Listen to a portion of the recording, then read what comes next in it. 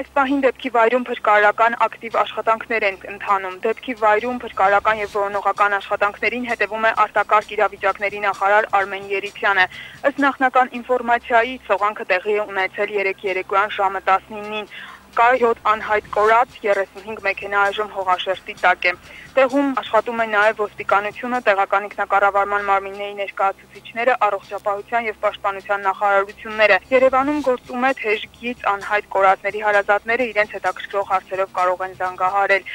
9 անձ տարբեր մարմնական վնասվածքներով դիմել է Ալավերդու բժշկական կենտրոն, նրանց վիճակը այժմ բավարար է գնահատվում։ Մենք կփորձենք նաև նրանց մասին տեղեկություն իմանալ Ալավերդու բժշկական կենտրոնից։